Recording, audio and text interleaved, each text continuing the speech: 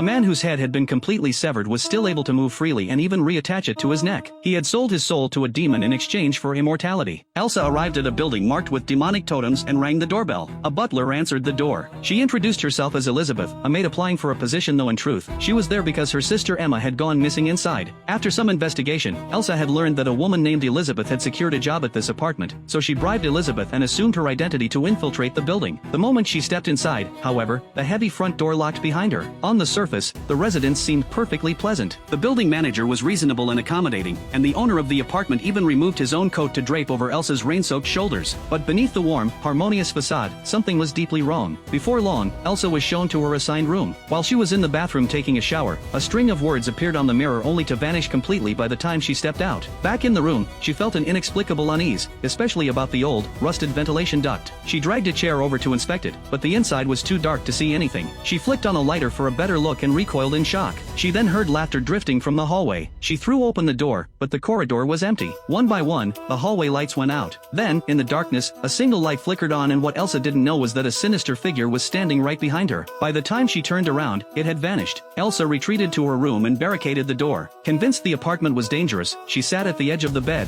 staring at the ventilation duct across from her, nervously fidgeting with a stranger's lighter. She fought to stay awake, but sleep eventually overtook her. At 3 a.m., someone turned the handle of her door. Elsa didn't stir. The barricade held, and whoever it was couldn't get in. Then, a pair of pitch-black eyes appeared in the ventilation duct, fixed unblinking on Elsa's sleeping figure. In an instant, the creature materialized at her bedside, a pig-headed monster, its drooling tongue slowly inching forward. A drop of its saliva fell onto Elsa's face and jolted her awake. She felt something on her face, but the room appeared empty. She checked under the bed, nothing. When she looked up again, she found that the pig-headed creature had knocked itself unconscious before it could incapacitate her. But then the refrigerator behind her began to shake violently. The ventilation duct burst open. A figure in black emerged, then shoved the refrigerator aside, revealing a large hole in the wall behind it. More black-clad figures poured out one after another. Elsa scrambled to the nightstand and, with her last ounce of strength, yanked the lamp cord free, then collapsed. The figures turned out to be the building's owners, including the woman who had lent Elsa her coat. As the woman moved to drag Elsa away, Elsa clenched the electrical cord between her teeth, then dove into the wardrobe. When they wrenched the wardrobe open, Elsa struck first, cutting a man down. Her luggage, it turned out, was packed with weapons. One shot sent a heavy-set man flying. What followed was Elsa's running battle against the remaining attackers. In the end, only one panicked and fled into the hallway, only to find no escape from Elsa's pursuit. She pinned him to the floor in the corridor as the butler appeared at the far end and began to applaud. Elsa executed the man right in front of him. She expected them to be frightened to surrender her sister. Instead, the butler told her to look behind her. The people she had just killed were slowly walking back out of the rooms. Elsa stared in disbelief. A maid burst from a nearby room and was stabbed by Elsa, yet showed no fear of death. Elsa bolted into another room, where a small boy drove a screwdriver into her back. She knocked him out with a single punch. The screwdriver was lodged deep, and no matter how she twisted, she couldn't reach it. She smashed a mirror and used the reflection to locate it, then leveraged herself against a cabinet to wrench it free. With the cultists closing in, Elsa found the window impossible to open. Cornered and desperate, she searched frantically for an exit until she discovered a trapdoor beneath the carpet. She dropped in and found herself in an underground passage. The sound of pursuers echoed moments later. She flattened herself against an upper tunnel branch and held her breath. They passed without finding her. She pressed on, only to emerge inside yet another room. She barely caught a fragment of overheard conversation before the butler shoved open the bookcase concealing her. Elsa pushed it back with all her might, bracing it with her foot, but a blade came slicing through the gap and drove clean through her palm. Just as they thought they had her, Elsa tore her own hand free and ran. Injured, she couldn't move fast enough. The blonde woman caught up with her almost immediately. Fortunately, Elsa still had the screwdriver on her. She tackled the woman and finished her off with repeated stabs. The blonde woman, in dying, dropped a weapon which Elsa took,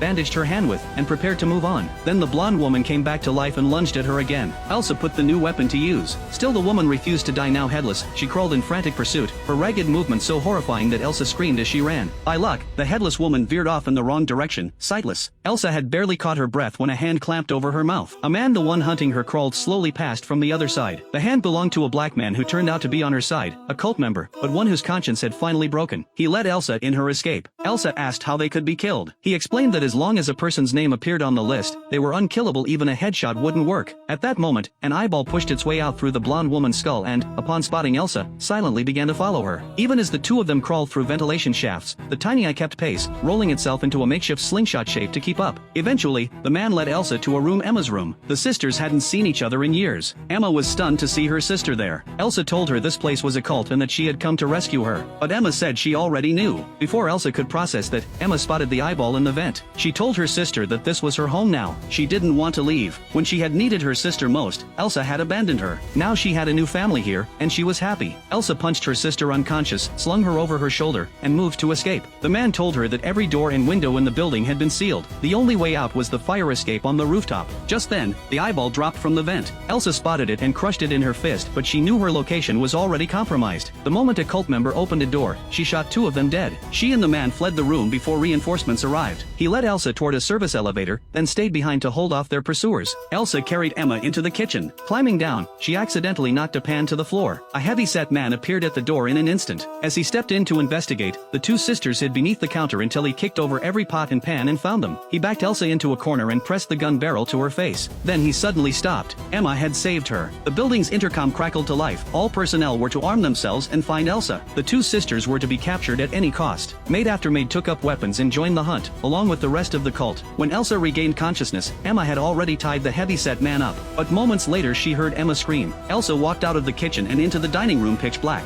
For Emma's sake, she pressed forward anyway. She was attacked almost immediately, shadow after shadow lunging at her from the darkness. Unable to hold her ground, she fell back into the hallway and found gasoline. She doused an axe in it and fashioned a torch. Staring at the people who had taken her sister, she charged back in. The sisters collapsed into each other's arms, tears streaming down their faces. Seeing the slain cultists already beginning to stir, they sprinted for the elevator. The butler appeared. He didn't find them in the dining room, but his sharp eye caught traces of their presence. The heavy-set man pried open the elevator and gave chase. Elsa's bullets couldn't stop him, and when her gun ran dry she threw it aside. They hauled themselves up out of the elevator shaft only to find the cultists had been waiting on the rooftop the entire time. As the cultists moved in to seize Elsa, she fought back so violently that she tumbled into the elevator shaft herself. The cult couldn't allow her to die before the sacrifice ritual. Her death would ruin everything. At the last second, the heavy-set man still in the shaft grabbed her ankle and pulled her back up. Elsa was stabbed by the butler the moment she surfaced, then dragged to a warehouse the site of the sacrifice. On the altar surrounded by candles stood a lifelike severed pig's head. A crimson demonic figure slowly emerged from behind a mirror and sank into the pig's head. The pig's head came to life. The demon decided to deal with the 2 traitors first. It used a tendril to erase the black man's name, and the butler finished him off personally. Emma was next, but Emma suddenly declared that she had been deceived by her sister and begged for another chance, promising to sacrifice Elsa herself. Elsa couldn't believe what she was hearing. She stared at her sister, heartbroken, as Emma carved a name into the pig's head, then walked over to Elsa with a knife in hand. She whispered, "I'm sorry," and drew the blade across her own throat. The stunned cultists released Elsa. Both sisters crumpled to the ground. Emma spoke her last farewell and died. The cultists believed them both dead. Then Elsa rose, knife in hand. She sliced free a strip of pig skin bearing a name. Emma had not written Elsa's name on the pig's head, she had written her own. And so Elsa, too, was now immortal. The final battle erupted. Elsa cut through every last one of them until only the butler remained. When she turned to face him, she saw that he and the demonic pig's head had fused into one. His power surged. He transformed into a supreme swordsman. Elsa didn't give up. She had spotted the weakness. All of the butler's power flowed from the pig's head. All she had to do was knock it off. She seized her moment, grabbed the head, launched off the wall, and ripped it free. The butler lunged for it. She smashed him with his own pig's head and sent him crashing down onto a spike.